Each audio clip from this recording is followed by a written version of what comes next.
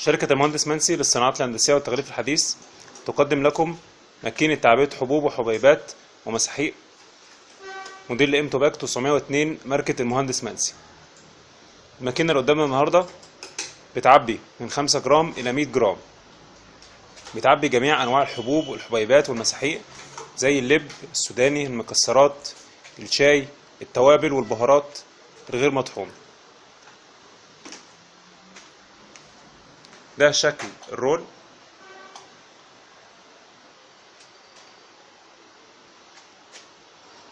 سرعة المكنة من 35 ل 55 كيس في الدقيقة الواحدة، شغالة على كهرباء 220 فولت، كهرباء البيت العادية. التعبئة بتاعت المكنة نظام حجمي. دي الكوبايات بتاعت المكنة،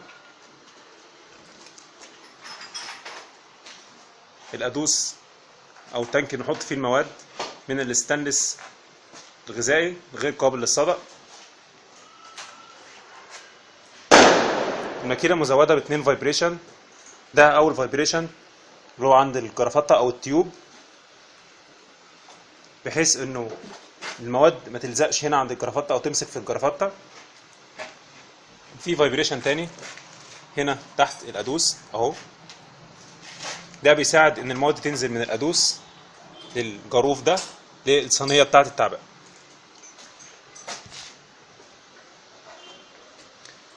بقدر اتحكم في سرعة المكنة من البكرة دي، زي ما قلنا سرعتها من 35 ل 55 كيس في الدقيقة الواحدة، بزوده وبقلله حسب ما انا عاوز.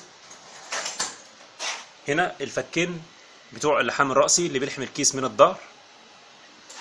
دي فكوك اللحام الأفقي اللي هي بتلحم الكيس من فوق ومن تحت.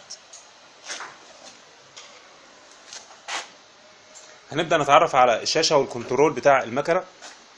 أول حاجة ده السي، ده عدد الأكياس، بمعنى إن كل كيس بتنزله المكنة عندي بتعدهولي.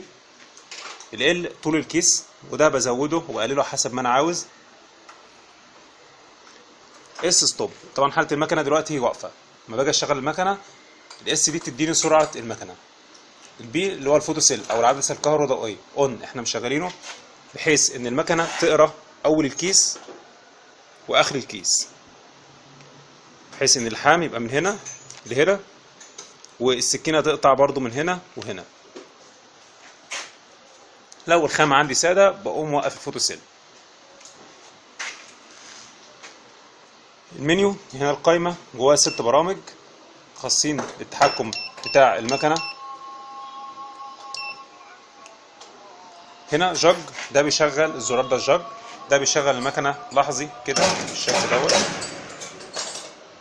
والزرار ده اسكيب، لو ضغطت عليه بيسحب لي الرول بتاعي بالشكل دوت.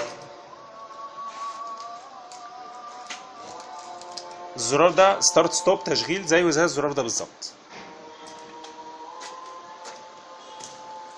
هنا عندي تايمرات اللحام. ده تايمر اللحام الرأسي اللي هو بيلحم الكيس من الظهر، وده تايمر اللحام الأفقي اللي بيلحم الكيس من فوق ومن تحت. ودول بتحكم فيهم على حسب خامة وتخانة والخامة اللي أنا شغال عليها. طبعا كل خامة أنا بشتغل عليها لها درجة لحام معينة، سواء اشتغل على الألمونيوم، على خامات لامينيت، يعني كل خامة أنا بشتغل عليها بتبقى لها درجة لحام معينة. ده زرار ستارت ستوب اللي هو تشغيل المكنة. ده زرار باور اون واوف اللي بفصل بيه وبشغل بيه المكنة. الزرار ده طوارئ، بضغط عليه في حالة حدوث أي طوارئ عندي في المكنة، فبضغط عليه. المنتج اللي احنا هنعبيه النهارده مكسرات. ده شكل الرول بتاعنا.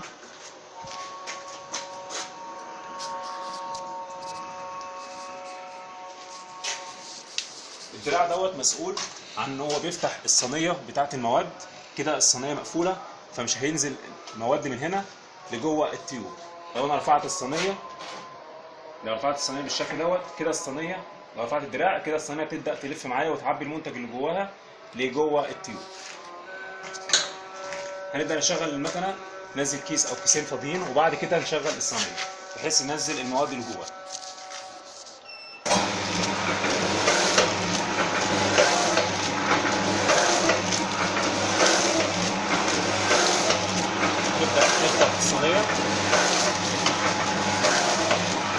صينيه تقدر تلف معايا فوق.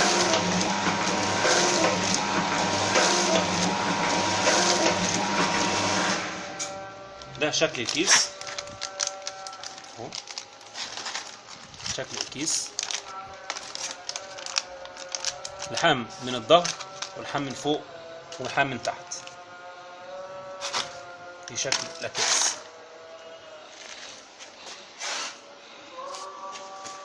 الماكينة زي ما قلنا بتعبي جميع انواع التوابل والبهارات والمكسرات والسوداني واللب.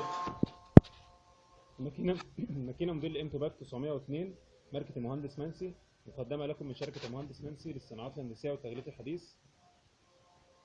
ماكينة تعبئة حبوب وحبيبات من 5 جرام إلى 100 جرام.